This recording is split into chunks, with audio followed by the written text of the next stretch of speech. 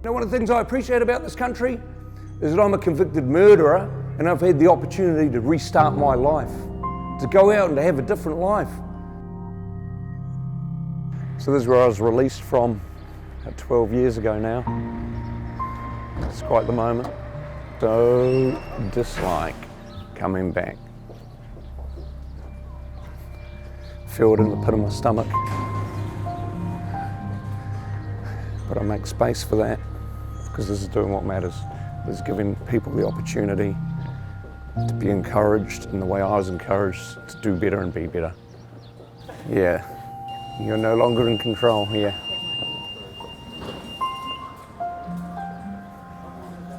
I'm someone who really believes in our ability to change and grow as people. I believe that every day, every moment, every second, we get the choice in terms of who we want to be. We get to rewrite the script, we get to change our future. Every moment we get that choice, every day, every hour. My mum, I was really lucky that I had a loving mum.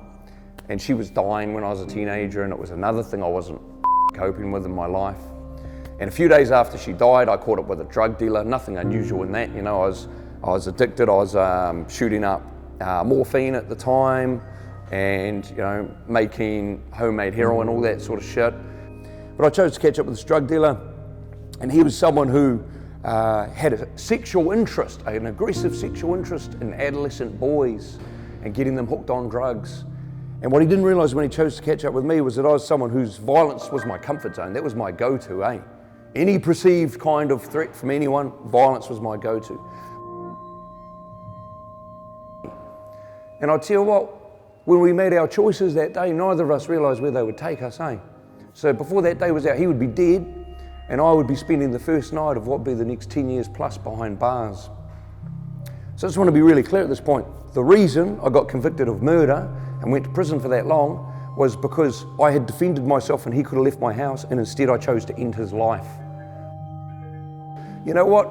I was in here and I volunteered to be in here, just like you did. I want you to think about that. You volunteered to be in this place. Should I spent years feeling like I was the victim, eh? Guys attacked in my house, you know? You're not irredeemable, you're not broken. That's one of the reasons I come in here, because when I was studying, when I was trying to change my life, I was like, oh shit, is this a waste of time? I'm a convicted murderer. So your only measure of progress and success is this: who was I yesterday and who am I going to be tomorrow? And I'll tell you this right now, as long as there's that little tiny little bit of improvement from yesterday's version of you to tomorrow, that's what progress looks like. That's what success is about. But you need to start that journey now, because if you start that journey now, then you will have made enough gains that by the time you get released, you'll be less likely to come back in here.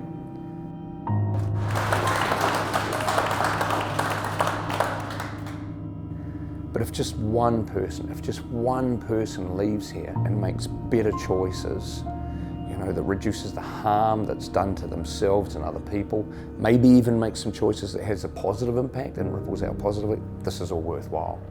All I need is I just need to impact one person.